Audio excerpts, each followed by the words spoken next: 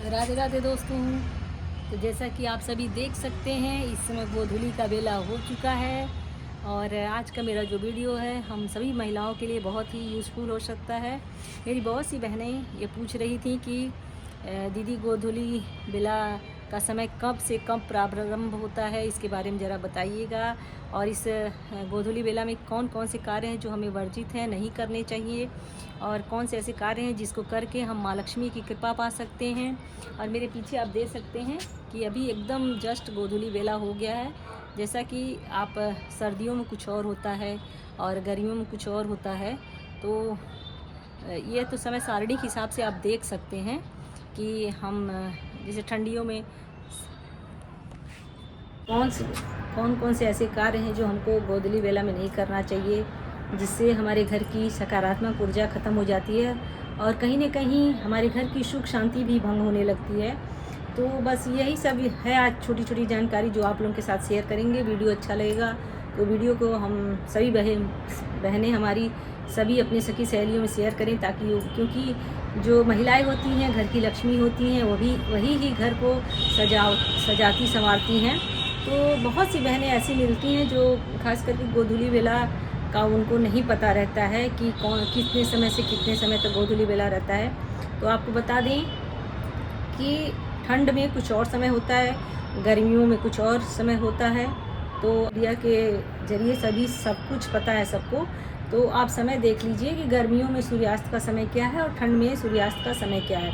तो उससे क्या है कि सूर्यास्त का समय जो होता है उससे 30 मिनट पहले आप समझ लीजिए कि है, क्योंकि मेरी बहुत सी बहनें जो हैं गोधूली बेला के बारे में जानना चाहती हैं। कई लोग ने मुझसे कई बार पूछा भी गोधूली बेला में क्या क्या करना चाहिए, कौन से कार्य ऐसे वर्जित हैं जो हमें नहीं करना चाहिए। जैसा कि आप मेरे पीछे देख सकते हैं, एकदम इस समय गोधूली का बेला हो गया है, सूर्यास्त बस होने ही वाला है।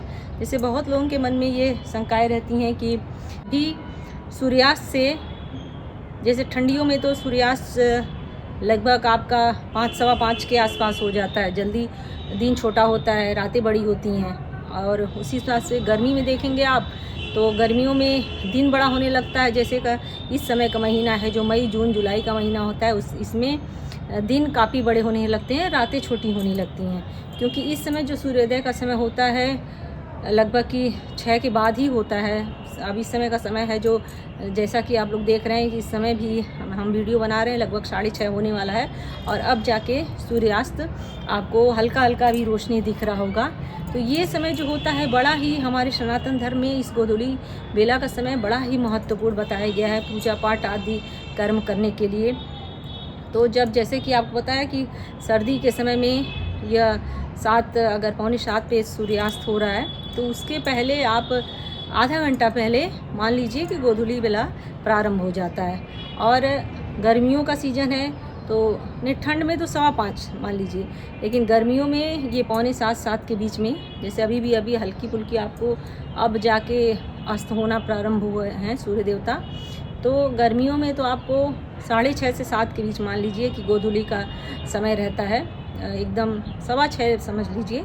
और जैसा कि आप सूर्यास्त का जो समय होता है उससे एग्जैक्ट आधे घंटा पहले, वो चाहे गर्मियों में हो या सर्दियों में हो, उसी समय मेन आप जो समय सारणी होती है सूर्यास्त की, उस समय से आप 30 मिनट पहले ही मान लीजिए कि गोधूली बेला प्रारंभ हो जाता है।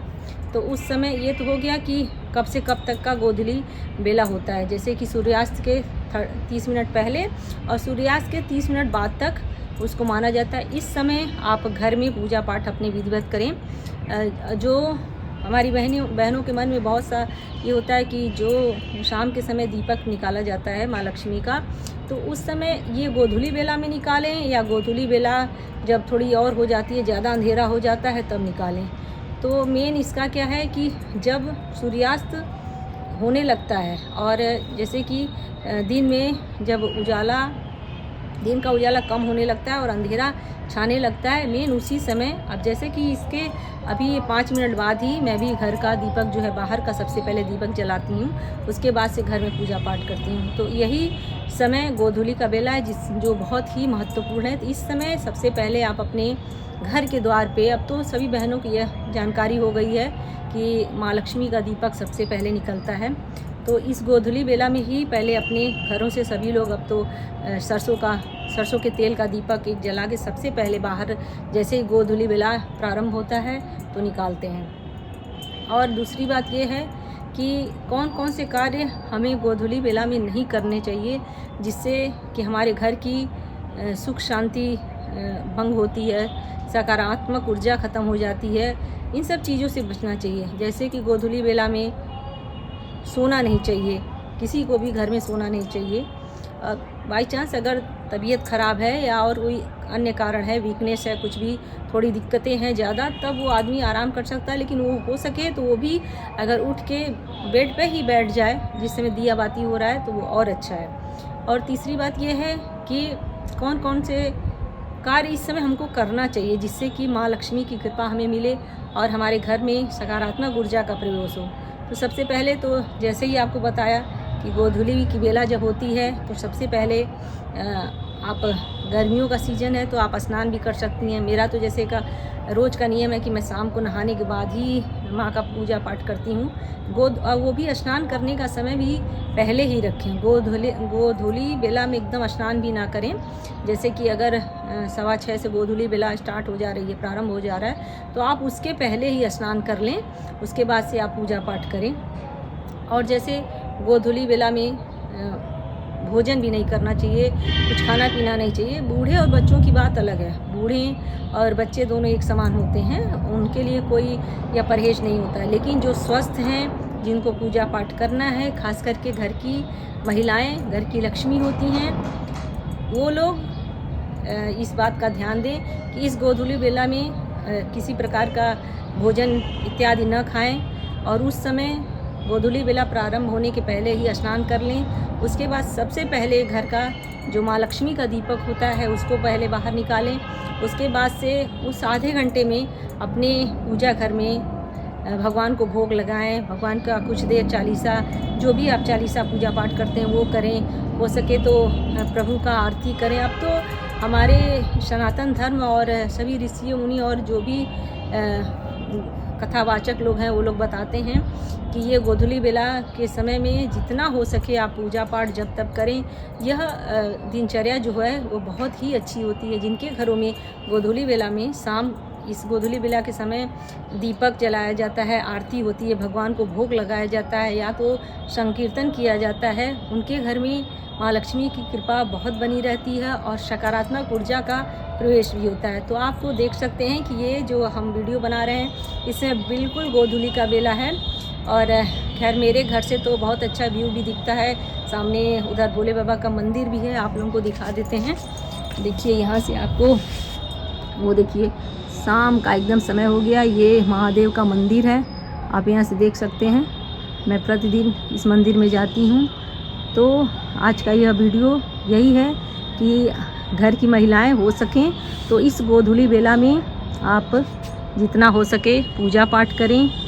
और मेरे छत से कैसा यह व्यू लग रहा है गोधूली बेला का, तो आप लोग कमेंट में ज़रूर बताइएगा। बहुत लोग पूछी थी हमसे कि क्या क्या बहुत से ऐसे वर्जित कार्य हैं जो हमें नहीं करना चाहिए। कई बार मंदिर वगैरह में लोग पूछें तो हम सोचे कि भाई इस पर भी एक वीडियो बना देते हैं। तो चलिए ये गोधूली बेला आप साक्षात देख लीजिए। इसीलिए मैं छत पे आई कि मैं छत पे चल के यह वीडियो बनाऊंगी और आप लोगों को गोधूली बेला भी दिखाऊंगी।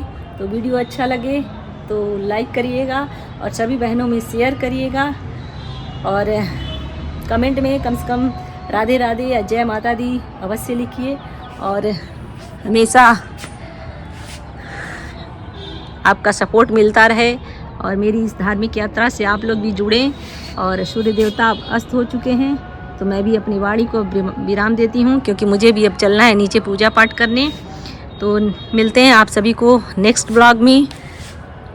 राधे राधे, सभी लोग स्वस्थ रहें, मस्त रहें और अभी तक जो लोग मेरे चैनल पे नए हैं, मेरे चैनल को सब्सक्राइब ना किए, मेरे चैनल को सब्सक्राइब कर देंगे। आपके एक लाइक से हमें बहुत उत्साह मिलता है कि हमारे पास जो जानकारी है वो आप लोगों के साथ शेयर करें। सबके पास सब जानकारी नहीं होती है, लेकिन ये जीवन मनुष्य जीवन है जो हमेशा सीखते रहना चाहिए। जहाँ से कुछ भी सीखने को मिल जाए वहाँ से कुछ ना कुछ सीख लेना चाहिए। तो मैं तो हमेशा किसी न किसी से कुछ ना कुछ ज्ञान लेती रहती हूँ। तो जैसा कि अब आप लोग भी एक फैमिली हो गई है, तो जो मेरे पास ज्ञान है आप लोगों के साथ शेयर करते हैं। मिलते हैं नेक्स्ट ब्लॉग में। जय जय श्री राधे, जय जय श्री राधे।